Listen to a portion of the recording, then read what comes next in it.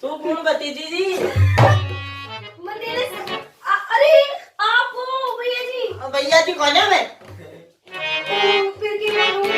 मैंने दोस्त मान लिया अपना। नहीं जी नहीं। अच्छा तो बताओ अब आप क्या बेच रहे हो? ये क्या बेच रहे हो?